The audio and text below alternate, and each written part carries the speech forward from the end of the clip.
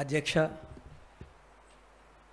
మిత్రులారా, సాధారణంగా సభలో ఎవరో ఒకళ్ళు ముఖం తెలిసిన వాళ్ళు ఉంటారు. ఈసారి చాలా కష్టంగా ఉంది.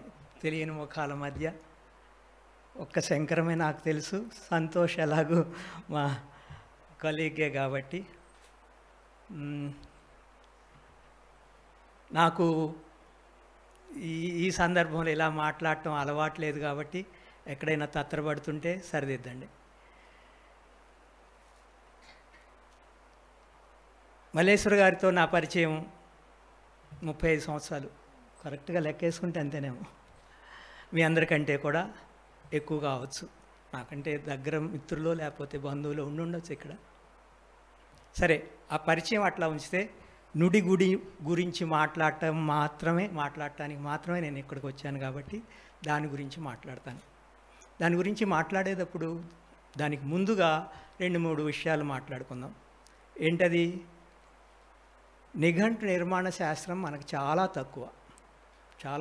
అసలు నిఘంటు ఎలా నిర్మించాలి ఈ విషయాలు తెలియటం, ఆ విషయాల గురించి కృషి చేసి, అంటే విశ్వవిద్యాలయాల్లో కొన్ని నిఘంటు నిర్మాణ శాఖలు ఉంటాయి, వాళ్ళు ఏదో చేస్తూ ఉంటారు, వాళ్ళు ఏం చేస్తున్నారో కూడా మనకు తెలియదు, దానికి ఫండ్స్ కూడా వస్తూ ఉంటాయి, అదంతా ఒక వ్యవహారం. కానీ నిఘంటువులు ఎప్పటి నుంచో ఉన్నాయి మనకి. వేదాంగాల్లో నిరుక్తం చెప్తాం మనం ఫస్ట్ చెప్పేటప్పుడు. మొదటి నిఘంటువుగా నిరుక్తాన్ని చెప్తారు. నేను నిరుక్తం కూడా చదువుకున్నాను. తర్వాత అసలు ఈ శాస్త్రం అంతా పదం అంటే ఏంటి, పదాలను ఎలా నిర్వచిస్తాము, మామూలుగా 5వ తరగతిలోనో 3వ తరగతిలోనో భాషా విభాగాలు ఏంటి, నామవాచకాలు, సర్వనామాలు, క్రియాపదాలు, విశేషణాలు, అవ్యయాలని ఇంతవరకు తెలుస్తుంది మనకి. కానీ నిజానికి పదం అంటే సుప్తిగంతం పదం అన్నాడు పాణిని, సుబంతం తిగంతం, అవి ప్రత్యయాలన్నమాట. ఒక ప్రాతిపదిక ఉంటుంది, దానికి ప్రత్యయం చేసుకుంటే పదం అవుతుంది. అవి నామవాచకాలు అవుతాయి, సర్వనామాలు అవుతాయి. తిగంతాలంటే క్రియ, దానికి ఒక ధాతువు ఉంటుంది, ధాతువు పక్కన ప్రత్యయం చేసుకుంటాము, అదొక పదం అవుతుంది. ఆ తర్వాత ఇంకొక మాట అంటాడు పాణిని, కృతద్ధిత సమాసాశ్చ అంటాడు. కృదంతాలు, తద్ధితాంతాలు, సమాస పదాలు. సమాసం అంతా కూడా ఒక పదం అవుద్ది. 2-3 కలిపినప్పుడు, లేదా 10 పదాలు కూడా కలవచ్చు. ఇవి పదాలు. అయితే ఈ నిఘంటువుల్ని చెప్పేటప్పుడు ఈ పదానికి పదార్థానికి, పదార్థం అంటే మెటీరియల్ కాదు, పదం దాని అర్థం. వాగర్ధావివ సంపృక్తవ్ అని చెప్పేసి అనుకుంటారు కదా, వాక్కు అర్థం. అది పార్వతీ పరమేశ్వర్లు అని చెప్పేసి ప్రాచీన కవులు ఒక మంచి పోలిక కూడా తీసుకొచ్చారు. ఆ 2 విడదీర అనేటువంటి అంగాలు శరీరంలో సగభాగం అని చెప్పేసి, అర్థము పదం అని చెప్పేసి. ఇలా ఉండగా మనకి ఇటువంటి నిఘంటువులు, మల్లీశ్వర్ రాసినటువంటి నుడిగుడి ఒక రకంగా డిస్క్రిప్టివ్ నిఘంటు. ఇది డిస్క్రిప్టివ్ డిక్షనరీ లాంటిది. అంటే డిస్క్రిప్టివ్గా చాలాసార్లు మనం నిఘంటు, నా చిన్నప్పుడు నా స్నేహితుడు ఒకడు ఉన్నాడు, ఆయన పద్దాక నిఘంటు ముందేసుకుని చదువుతూ ఉండేవాడు, బట్టి పడతా ఉండేవాడు. అది ఎలా ఉపయోగపడదో నాకు తెలియదు. నిఘంటువుని కూడా బట్టి పట్టేసేవాడు. నా దగ్గర తీసుకున్న ఎన్ని అండర్లైన్ చేసుకుంటే నాకు బాధ వేసింది, పెన్సిల్తో పాడు చేస్తున్నాడని చెప్పేసి. అంతే తెలుసు నాకు. కానీ యాక్చువల్లీ నిరుక్తం డిస్క్రిప్టివ్ నిఘంటు. యాస్కుడు రాసినటువంటి నిరుక్తం డిస్క్రిప్టివ్ నిఘంటు అనమాట. కానీ తర్వాత కాలంలో ఇక చాలా కోశాలు వచ్చాయి. అమరకోశం లాంటి కోశాలు వచ్చాయి. ఈ కోశాల్లో కూడా శ్లోక రూపంలో ఉంటుంది. తర్వాత తెలుగులో కూడా కోశాలు వచ్చాయి. నీకు ఏదైనా తెలియకపోతే దేశం తిరుగు లేదా కోశం చూడు అన్నారు. దేశమన్నా తిరగాలి, జ్ఞానం పొందాలంటే కోశమన్నా చూడాలి. కోశాన్ని చూస్తే జ్ఞానం దానంతరకు అది వస్తుందా? రాదు. ఆ పదానికి ఉన్నటువంటి అర్థాన్ని తెలుసుకోగలం, కానీ దాని అర్థ ఛాయలు కానీ, ఎక్కడ దేన్ని ఎలా ప్రయోగించాలి కానీ అది జన వ్యవహారంలో మాత్రమే తెలుస్తుంది. The real architects of the language are not the నిఘంటు మేకర్స్ అనేటువంటి పదం వాడుతున్నాను. లేకపోతే శంకరం గారి లాగా కాలేజీలో లెక్చరర్గా ఉన్నటువంటి వాళ్ళు, లేకపోతే అకాడమీలో ఉండేటువంటి వాళ్ళు, కూర్చుని తయారు చేసేవాళ్ళు, they are not the real architects of the language.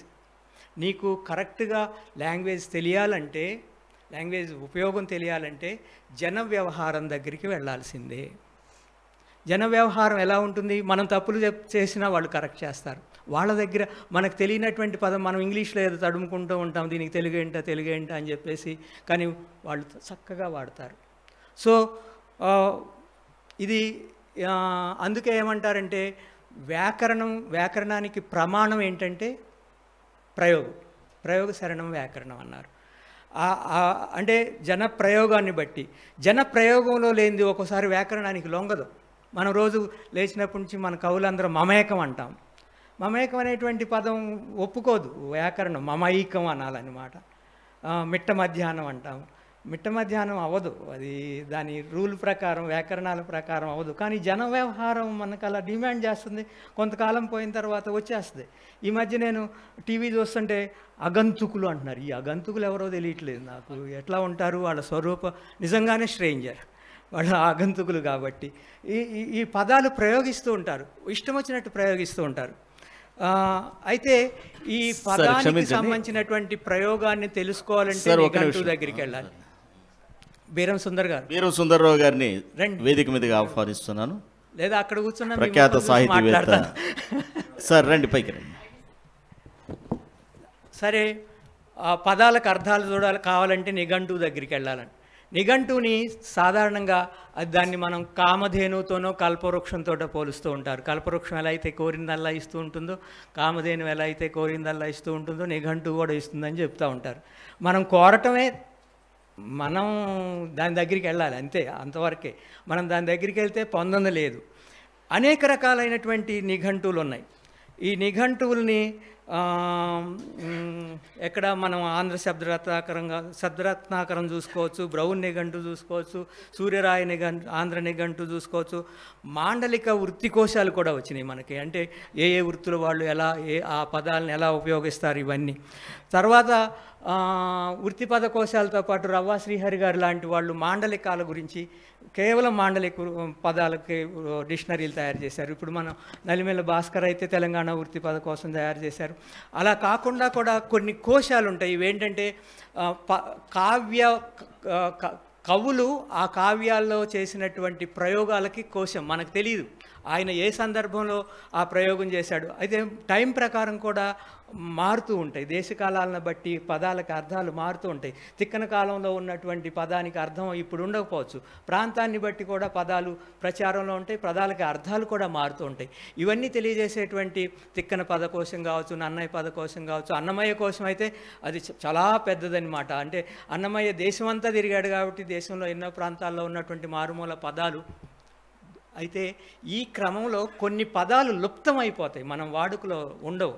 ఈ లుప్తమైనటువంటి పదాలు ఆ కాలంలో ఆ స్థల కాలాల్లో ఏ అర్థంలో ప్రయోగించారో తెలుసుకోవాలంటే మళ్ళీ మనం నిఘంటువు దగ్గరికి వెళ్ళాలి. ఒట్టి నిఘంటువుల కంటే కూడా ఆ పద ప్రయోగాన్ని తెలియజేసేటువంటి నిఘంటువులు చాలా ఉపయోగపడతాయి. నేను ఇదంతా ఎందుకు చెప్పానంటే, మల్లీశ్వరి ఆ పద ప్రయోగాలని ఎలా చేస్తారో తెలియజెప్పేటువంటి నిఘంటువుని నిర్మించారు. అక్కడికి రావటం కోసం ఈ ఉపోద్ఘాతం అంతా అనమాట. అంటే పద ప్రయోగం తెలియకుండా మనం పదాన్ని ప్రయోగించలేము. చాలామంది ఇప్పుడు అగంతుకుల్లాగా ఎన్నో విషయాలు ఉంటాయి. క్లాస్ రూమ్లో మేము పాఠం చెప్పేటప్పుడు కూడా చిన్న చిన్న పిల్లలు ఉంటారు, వాళ్ళకు కూడా పద ప్రయోగాలు, వాక్య ప్రయోగాలు ఏంటది సొంత వాక్యాలు రాయరు పిల్లలు, రాయలేరు చాలా సందర్భాల్లో. మేమే బోర్డు మీద రాసేసి అవి బట్టి కొట్టిస్తాం. Sorry to say that.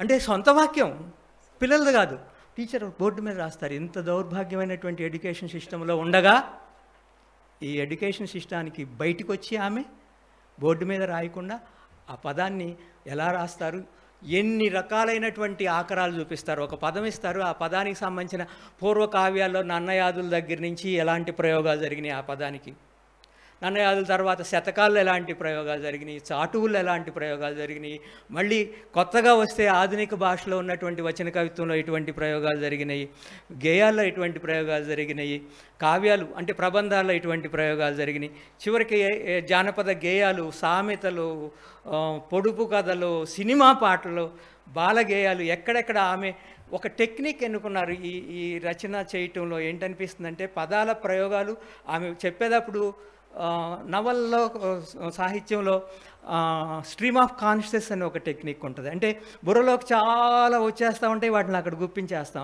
ఆమె తన జీవితంలో క్లాస్ రూమ్లో లేకపోతే బయట ఎన్ని పదాలకు సంబంధించినటువంటి ఎన్ని అంశాలు మాట్లాడుతూ ఉన్నారో అది రాస్తానికి కూర్చున్నప్పుడు అవన్నీ తోసుకొస్తూ ఉంటాయి, వాటిలన్నింటినీ వరుసగా కూర్చుతూ ఉంటారు. ఇది అంటే భాషలో చైతన్య స్రవంతి టెక్నిక్ ఏమో అనిపిస్తూ ఉంటుంది. ఇది చూడాల్సినటువంటి అంశం.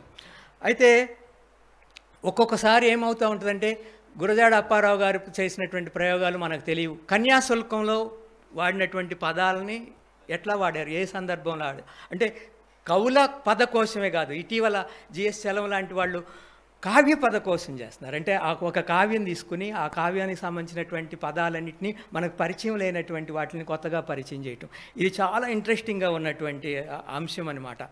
అయితే నాకు ఒక మాట అనిపిస్తుంది, నేను కూడా భాషాశాస్త్రానికి సంబంధించినటువంటి పరిశోధకునే కాబట్టి అల్లం రాజయ్య పదకోశం చేస్తే ఎట్లా ఉంటుంది శంకరం గారు, మనం ఇవన్నీ మాట్లాడుకోవాల్సినటువంటి అంశాలు. నామిని సుబ్రహ్మణ్యం నాయుడు పదకోశం చేస్తే ఎట్లా ఉంటుంది, వాళ్ళు చేసినటువంటి ఇవి అంటే మారుమూలమైన పదాలు. ఈ కోశాలు ఎప్పుడు మనకి మన భాషా పరిజ్ఞానాన్ని పెంపొందిస్తాయన్నమాట. ఈ పెంపొందించేటువంటి క్రమంలో నిఘంటుకారులు ఏం చేస్తున్నారు, ఇవి మనం చేయాల్సినటువంటి పనులు కాదు, వ్యక్తులుగా మనం చేయగలిగినటువంటి పనులు కూడా కాదు. పరిశోధకులు ఏదో చేస్తూ ఉంటారు, చివరిలో ఒక గ్లోజరీ ఏదో ఇస్తూ ఉంటారు, ఈ పదాలకి ఈ అర్థాల్లో ఈయన రాశాడు, ఆయన పరిశోధన అయిపోయింది, అది మూలబడిపోద్ది, ఏదో ర్యాక్లో ఉంటుంది, ఎవడో పట్టించుకోడు, కొనడో పెట్టడో అట్లాగే ఉండిపోతాయి. అలా కాకుండా రావిశాస్త్రి పదకోశం చేస్తే ఎట్లా ఉంటుంది, కాళీపట్నం పదకోశం చేస్తే ఎట్లా ఉంటుంది, ఇది నా ఇంట్రెస్టింగ్ ఏరియా అన్నమాట. భానుమూర్తి అనగానే మళ్ళీ అసలు భానుమూర్తి తెలంగాణ వాడు కాదు పొమ్మన్నారు, అది వేరే విషయం. పలుకుబడి అన్ని సంవత్సరాల పాటు ఒక శీర్షిక నిర్వహించడం, ఇదంతా it is a big scheme. నేను చెప్పదలుచుకుంది ఏంటంటే ఇవి యూనివర్సిటీలు చేయగలిగినటువంటి పనులు, లేదా అకాడమీలు చేయగలిగినటువంటి పనులు మల్లీశ్వరి ఒక్క ఆమె చేసింది. అది నేను కొంచెం బయటికి వెళ్ళి వస్తాను, మళ్ళీ ఈశ్వర్ దగ్గరికి వస్తాను. కొంచెం నా భాష, నా ఉపన్యాసాన్ని కూడా కొంచెం మీరు అర్థం చేసుకోండి. ఇది పద్ధతి అన్నమాట. ఈ పద్ధతుల్లో టీచర్ కాబట్టి ఆమె నోన్ టు అన్నోన్ వెళ్ళిపోతూ ఉంటుంది. అంటే ఒక పదాన్ని పరిచయం చేస్తానికి వాళ్ళకి తెలిసినటువంటి, పిల్లలకు తెలిసినటువంటి దాని దగ్గర నుంచి తెలియనటువంటి పదాన్ని దగ్గరికి వెళ్తుంది. ఒక అర్థం చెప్తారు, ఆ అర్థానికి చుట్టూ ఉన్నటువంటి పదాలు ఏముంటాయో వాటిని తీసుకొచ్చి ఈ పదం ఇలా ఉంటుంది, ఈ అర్థానికి ఈ పదం ఉంటుంది, ఈ పదానికి ఈ అర్థంగా అనేటువంటి టెక్నిక్ కాకుండా ఈ అర్థానికి ఈ పదం ఉంటుంది, ఈ పదాన్ని ఈ స్థలాల్లో ఇలా ఉపయోగిస్తారు, ఇలా ఉపయోగించారు ఇంతకుముందు, మనం జాగ్రత్తగా ఉండాలి. అయితే ఈ క్రమంలో ఒక చిన్న ఎగ్జాంపుల్ చెప్తాను. ఉదాహరణకి కృతి అనేటువంటి ఒక పదం తీసుకుంటారు. 108 పదాలు ఉన్నాయి, 108 పదాలకి ఎక్కడెక్కడ అర్థాలు తీసుకుంటారు. కృతి అని సాధారణంగా ఏంటంటే దాదాపు 3000 పైన క్రియలు ఉన్నాయనుకోండి. ఉన్నాయా? అంత ఉన్నాయి కదండి. వంటగదిలోకి వెళ్ళినప్పుడు కొయ్యటం ఉంటుంది, వండటం ఉంటుంది, తిప్పటం ఉంటుంది, బోర్లైటం ఉంటుంది, వార్చటం ఉంటుంది, కెలకటం ఉంటుంది, గెనపటం ఉంటుంది, మెదపటం. 3000 పదాలు ఉన్నాయి అనుకుందాం కాసేపు. 3000 పదాలు ఉంటే వాటన్నిటికి ముందు ఉపసర్గలు చేరాయనుకోండి. ఈ ఉపసర్గలు అంటే రకరకాలు. ఇప్పుడు నేను కొన్ని ఎగ్జాంపుల్స్ ఇస్తే మీకు స్పష్టమవుతుంది. హారం అనే పదం ఉందనుకోండి. హారం అంటే మెడలో వేసుకునేటువంటిది. ఆహారం, ఆ చేరగానే ఆహారం అయిపోయింది, తినేస్తామా. విహారం, ఓకే. పరిహారం, ప్రహారం, సంహారం, ఏమో చివరికి ఒక హాహాకారం కూడా వస్తుంది. ఇలా చేసుకుంటే కృతిని ఆమె ఏం చేస్తున్నారు చూడండి. ఉపసర్గేన ధాత్వర్థ బలాదన్యత్ర నీయతే అంటాడు. ఉపసర్గం ఏం చేస్తుందంటే ధాతువుని వేరు రకాలుగా తీసుకెళ్ళిపోతుంది. ఒక్కోసారి దానికి భిన్నమైనటువంటి అర్థం కూడా వస్తుంది, అసలు అర్థాన్ని పూర్తిగా విరుద్ధమైనటువంటి అర్థం వస్తుంది, ఒక్కోసారి విశేషార్థాన్ని ఇస్తుంది, ఒక్కోసారి అర్ధఛాయని ప్రకటిస్తుంది. ఉదాహరణకి కృతి అని ఉందనుకోండి. కృతి పదం ఎందుకు తీసుకున్నాడంటే ఆమె తన స్కీముకి తానే కట్టుబడి రాసినటువంటి ఆర్టికల్ ఇది. ఒక్కోసారి తన స్కీమును తాను పక్కన పెట్టేసి తన స్కీమును కూడా తోసిరాజని చేసుకున్నటువంటి కొన్ని శీర్షికలు ఉన్నాయి. ఈ కృతిని ఎందుకు తీసుకున్నానంటే ఉదాహరణకి అహంకృతి, కృతి కారం, అహంకారం, అలంకృతి, ఆకృతి, అనుకృతి, ఆవిష్కృతి, చమత్కృతి, ఘీంకృతి, టంకృతి. టంకృతి ఏంటి? టంకృతి అంటే తెలియట్లేదు కదా. ధనుష్టంకారం అనండి ఇప్పుడు తెలుస్తుంది. ధనుష్టంకారం అంటే తెలుస్తుంది. అంటే ఇవి కేవలం నిఘంటువుల్లోనే దొరకవు. మనం కొంచెం రిలేట్ చేసుకోగలిగితే మనకు కూడా దొరుకుతూ ఉంటాయి. రిలేట్ చేసుకోవటానికి జస్ట్ ఆమె ఒక ఇగ్నిషన్ ఇస్తున్నారనమాట, చూడండి అని చెప్పేసి. తర్వాత తిరస్కృతి, దుష్కృతి. దుష్కృతి ఒక్కటే ఉందా అని నేను చాలాసేపు ఎతికాను. సుకృతి ఎక్కడన్నా దొరుకుద్దని. చివరికి సుకృతి కూడా ఉంది. నాకు భయం వేసింది, ఓన్లీ మన దుష్కృతుల గురించి మాట్లాడుతున్నారేమో అని చెప్పేసి. అలాగే సంస్కృతి, ప్రకృతి. ప్రకృతి గురించి చెప్పినప్పుడు వికృతి కూడా ఉంది.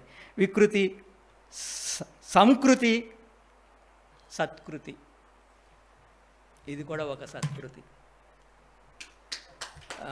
ఇలా చాలా పదాలు. అంటే ఆ కృతికి ముందు ఇక్కడ ఈమె చేసినటువంటి మరొక పని ఏంటంటే సమాస పదాల్లో ఉదాహరణకి కారం అని ఉందనుకోండి, ఇప్పుడు కృతి బదులు కారం పెడదాం.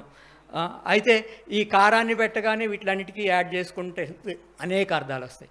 ఈమె సమాసంలో ఏమవుతుందంటే పూర్వపదం పరపదం అని ఉంటాయి. కారం పూర్వపదంలో ఉంటే ఎట్లా ఉంటుంది, పరపదంలో ఉంటే ఎట్లా ఉంటుంది. ఇక్కడ చాలా కారాలు చెప్తారు. ఆహాకారం కూడా ఉన్నట్టుంది అందులో, ఉంది కదా. చాలా పదాలు చెప్తారు కారానికి సంబంధించినటువంటి. అవి చెప్పే సందర్భంలో కారబ్బంతి అంటారు. కారానికి కారబ్బంతికి ఏం సంబంధం ఉండదు. కారపూస అన్నారు, ఓకే కారపూస బాగానే ఉంది, అందులో కారం ఉంది. మరి కారబ్బంతిలో కారం ఎక్కడి నుంచి వచ్చింది? ఎగ్జాక్ట్లీ. ఇదేంటంటే దీన్ని ఎందుకు అంటామంటే, కవులు ఏం చేస్తారంటే వాడి కళ్ళు ఎర్రబడ్డాయి అంటానికి రక్తంలా ఉన్న ఏంటి నిప్పులు జరుగుతున్నాడు అంటాడు. నిప్పులు జరగటం ఏంటి? కళ్ళతో నిప్పులు జరగటం అంటే కళ్ళలో నిప్పులు చెరగటం అంటే నిప్పులు పోసుకోవటం వేరే అర్థం ఉంటుంది, నిప్పులు చెరగటం ఒక అర్థం ఉంటుంది. కళ్ళు ఎర్రబడ్డాయి, నిప్పు కణికల్లా ఉన్నాయి. కవులు ఏం చేస్తారంటే ఒక కవి సమయాన్ని పాటిస్తూ ఉంటారు ఆ పోలికల్లో. కారబ్బంతి కూడా అలాంటి ఎరుపే. మీరు మంచి మాట చెప్పారు. ఈ భాషకు సంబంధించినటువంటి అంశాలు తెలుసుకోలేదనుకోండి, మనం నుడిగుడి మనకి అర్థం కాదు. సరే, ముందు వెనక అంటే సమాసంలో ఆమె చెప్పినటువంటి మాట ముందు రావచ్చు, వెనక రావచ్చు. అయితే ఇక్కడ ఒక విషయం చెప్పాలి ఏంటంటే, అది ప్రత్యయాలను కూడా ఆమె పదాలుగా తీసుకున్నారు. ఇంత అనేటువంటిది ఉంటుంది. ఇంత అనేటువంటిది ఒక తద్దిత, ఒక కృదంత ప్రయోగం అనుకోండి.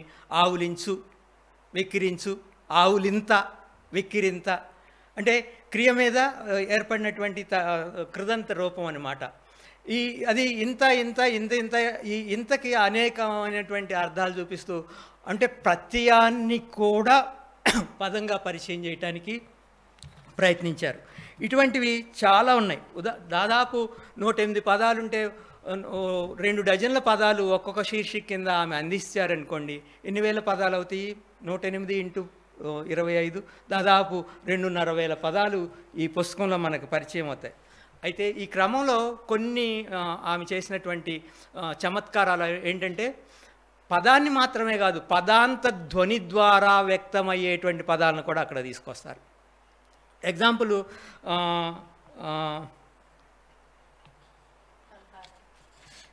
పందెం అని ఉందనుకోండి. హారంలోనే కల్హారం, నేహారం. అసలు హారానికి ఇందాక చెప్పుకున్న ఆహార విహార ప్రహార సంహారాదులకి ఏదో ఒక సంబంధం ఉంది ఉపసర్గ ద్వారా.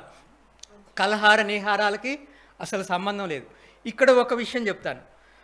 వాదానికి వాదం ఉంది కదా, వాదం అనేటువంటి పదం అంటే మనం వాదించుకోవటము, వాదం చేయటం అని ఉంది. అనేక వాదాలు ఉన్నాయి, స్త్రీవాదాలు, దళిత వాదాలు, ఆ వాదం, ఈ వాదం, అట్లన్నిటి గురించి చెప్తారు ఆమె.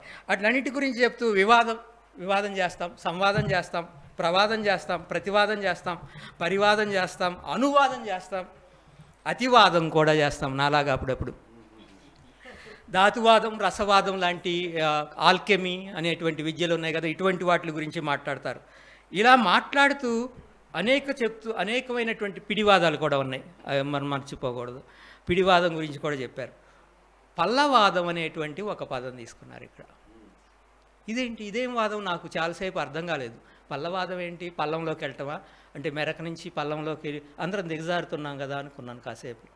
కాదు, ఇది పల్లవ ఆదం. పల్లవాదం అంటే, పల్లవం అంటే చివుళ్ళు, ఆదం అంటే తినటం.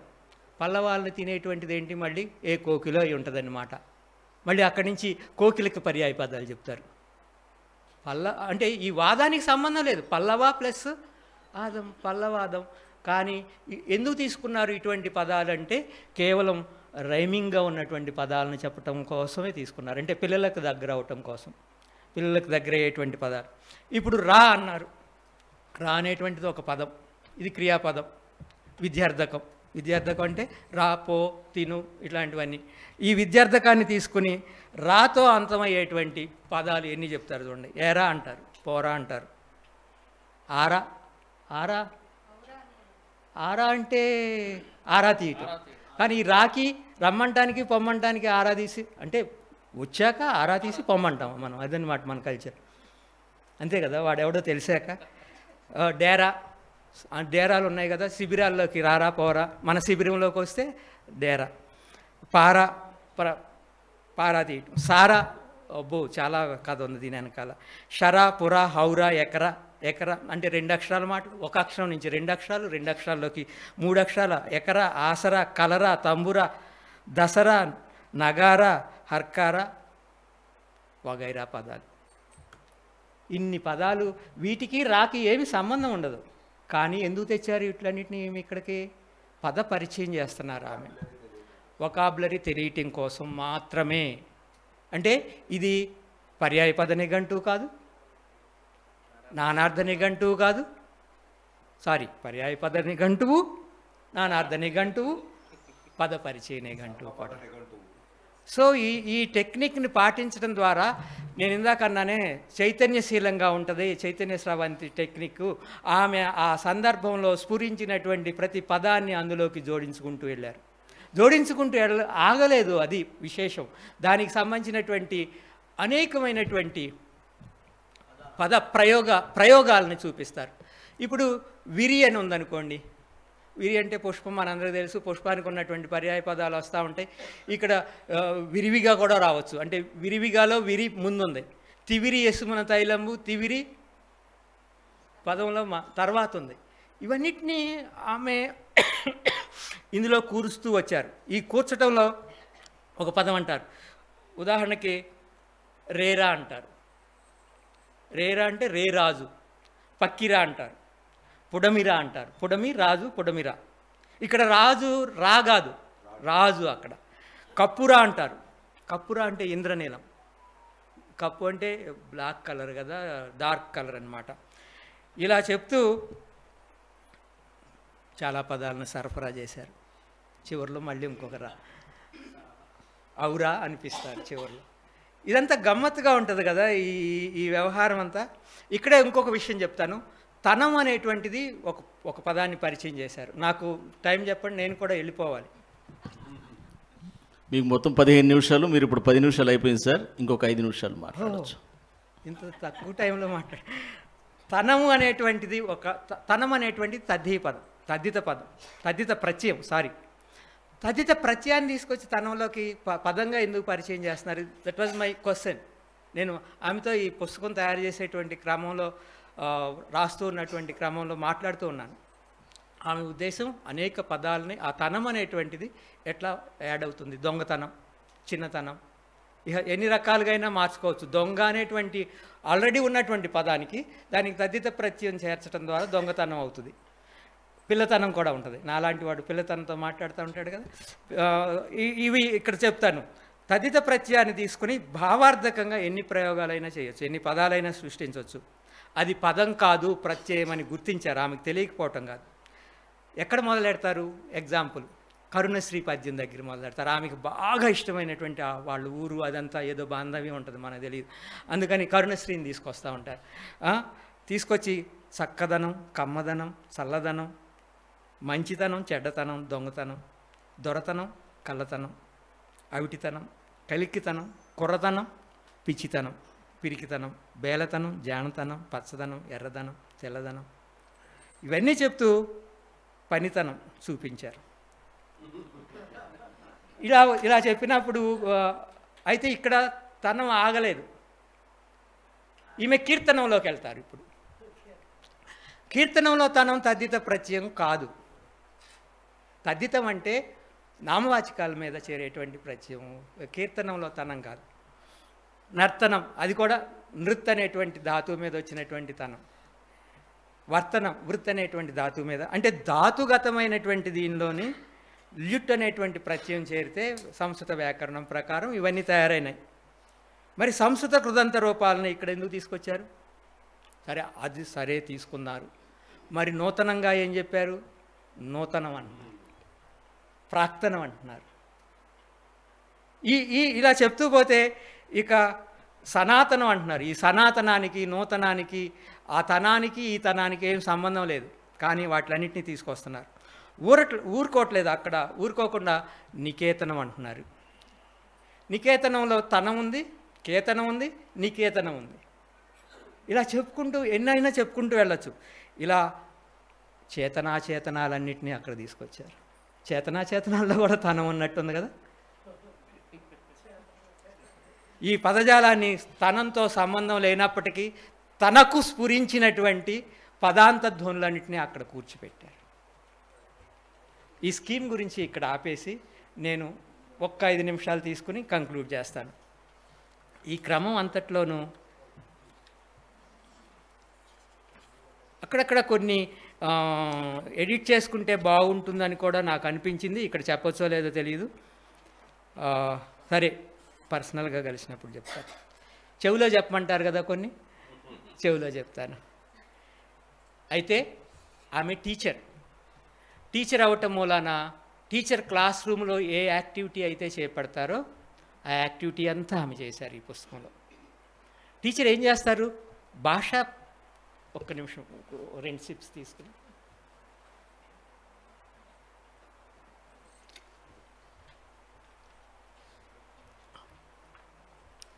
చాలా సందర్భాల్లో ఏమనుకుంటారంటే భాషా బోధన చేసేటువంటి వాళ్ళు పదాలని, పదార్థాలని మాత్రమే పరిచయం చేసి ఆగిపోతారనుకుంటారు. కాదు, భాషా బోధకుడు, లాంగ్వేజ్ టీచర్స్కి చాలా రెస్పాన్సిబిలిటీస్ ఉన్నాయి. భాషను బోధించేటువంటి అధ్యాపకులు, బోధించి రిటైర్ అయినటువంటి, ఇంట్లో ఇంకా పాఠాలు చెప్తున్నటువంటి సుందర్రావు గారు లాంటి వాళ్ళు, నాలాంటి వాళ్ళు అందరూ ఉన్నాం. పాఠాలు భరించలేరు అనుకోండి, ఇంట్లో చెప్తే భరించరు, బయట చెప్తే నేను తరగతి గదిలో పిల్లలు కాబట్టి ఊరుకుంటారు. వాళ్ళు ఊరుకోవట్లేదా? లెక్కల మాస్టర్ లెక్కలకు మాత్రమే చెప్పడానికి అవకాశం ఉంటుంది, కెమిస్ట్రీ మాస్టర్కి కెమిస్ట్రీ మాత్రమే చెప్పడానికి అవకాశం ఉంటుంది. Language teacher is a multi disciplinarian అనమాట. ఆయనకి అలా కుదరదు. సామాజిక శాస్త్రాలు చెప్పాల్సి ఉంటుంది, చరిత్ర చెప్పాల్సి ఉంటుంది, లేకపోతే తత్వం చెప్పాల్సి ఉంటుంది, పాటలు పాడాల్సి ఉంటుంది. మేము డ్యాన్స్ వేస్తూ ఉంటాం, డ్యాన్స్లు వేయమంటారు, పాడండి అంటారు, లేకపోతే నాటకీకరించమంటారు. అన్నిటికంటే ముఖ్యం విద్యార్థుల్ని రూపొందించటం. మనం అంతా చేస్తుంది ఏంటంటే మనం రూపొందించడం కాదు, మనం రూపొందటం. మన చదువులు, మన జ్ఞానం, ఇదంతా ఎందుకంటే మనుషులుగా రూపొందటం అనేటువంటి ఒక క్రమం ఉంది.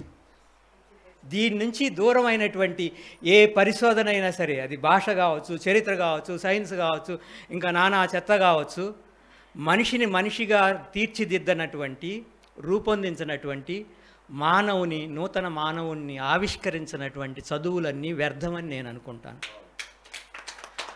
ఆ పని ఈ పుస్తకంలో చేశారు ఆమె. ప్రతి పాఠంలోనూ, నేను పాఠం అన్నాను, జాగ్రత్తగానే వాడాను, ప్రతి పాఠంలోనూ క్లాస్ రూమ్లో కావచ్చు, నుడి గుడిలో కావచ్చు, దీనికి నుడి గుడి అనే పేరు సజెస్ట్ చేసిన క్రెడిట్ నేను తీసుకుంటాను. చాలా రోజులు ఆలోచించాము, చాలా రోజులు ఆలోచిస్తే నాకు శ్రీశ్రీ నా నుడిని గుడిగా అంటాడు. ఇది నుడికి గుడి కడుతున్నారా ఆమె అని చెప్పేసి నాకు అనిపించింది. సరే, గుడికి నేను పోను, కానీ ఈ గుడికి మాత్రం నన్ను లాక్కొచ్చారు ఆమె. లాక్కొచ్చారు కాబట్టి రెండు మాటలు చెప్తాను. గుడి గురించే మాట్లాడుకుందాం మరొకసారి. ఆలయం అంటారు, ఆలయ పదాన్ని పరిచయం చేశారు. ఆలయ పదాన్ని పరిచయం చేస్తూ ఎన్ని చెప్పారంటే చెప్పక్కర్లేదు కదా. ఎన్ని ఆలయాలు నిర్మించవచ్చండి మనం? మనిషికి ఆలయం ఉందా ఎక్కడైనా? మనిషికి ఆలయం కడదాం కదా. చాలా ఆలయాలన్నీ మనుషులేనండి. మీ రాముడు మీ కృష్ణుడు, మీ అన్నానా మా నాన్నమంటారా, సరే, మన రాముడు మన కృష్ణుడు మన పోలేరమ్మ మన పోచమ్మ మన మైసమ్మ అందరూ మనుషులే. మనుషులని మనం దైవస్థానంలో కూర్చోబెట్టి వాళ్ళ నుంచి ఏదో నేర్చుకోవాలి యాక్చువల్లీ. కానీ మనం ఏం చేస్తున్నాం, వాళ్ళని ఆలయంలో కూర్చోబెట్టి వాళ్ళని విగ్రహాలు చేసి మనం మాత్రం వాళ్ళని పాటించం. ఎందుకని ఏంటంటే మనం ఎక్కడ పాటిస్తామండి, మానవ మాతృలో చేయలేదు కదా. ఇన్ని ఆలయాల గురించి చెప్తూ, దేవాలయం కావచ్చు, హిమాలయాలు కావచ్చు, రకరకాల ఇవన్నీ చెప్తూ చివరికి ఒక మాట అంటారు, విద్యాలయం చెప్పుకున్నామండి, నా ఫోన్లో టంగ్ అని మోగేటువంటి రింగ్ టోన్ పెట్టుకున్నాను. ఎవరు చూసినా భలే గంట పెట్టావే దేవుడి గుడిలోకి వెళ్ళి, నీ బొంద నేను విద్యాలయానికి వస్తానికి పెట్టుకున్నాను ఆ గంట, బడి గంట, అది గుడి గంట కాదంట. Okay, out of text. చివరికి ఒక మాట అంటారు, ఎన్ని ఆలయాలున్నా మనిషి ఎన్ని ఆలయాలను దర్శించినా తన మనస్సును ప్రేమాలయంగా మార్చుకోనంతకాలం ఎంత ధనాన్ని విజ్ఞానాన్ని సంపాదించినా అంత వ్యర్థమని అందరూ అవగతం చేసుకోవాలి. ఎక్కడ ఆలయాలండి, ఏం మనుషులండి, మనుషులను తీర్చిదిద్దటువంటి ఈ ఒక్క ఎగ్జాంపుల్ చాలేమో. ఇంకా ఎక్కువ మాట్లాడితే నేను ఎక్కువ చెప్తాను కాబట్టి ఇక్కడ ఆగిపోతాను. నా తర్వాత చాలామంది వక్తలు మాట్లాడేటువంటి వాళ్ళు విజ్ఞులు ఉన్నారు. నాకు మీరందరూ క్షమిస్తే వేరే ఉపన్యాసం ఉంది, అక్కడికి వెళ్ళాల్సి ఉంది. థ్యాంక్ యూ మల్లేశ్వర్ గారు. చాలా రోజుల నుంచి మల్లేశ్వర్ గారు తన సభలకు ఆహ్వానిస్తున్నారు, కానీ నేను ఎక్కడ అటెండ్ కాలేకపోయాను, క్షమించండి. కానీ బారాకూన్ మాఫ్. థ్యాంక్ యూ సార్, ధన్యవాదాలు.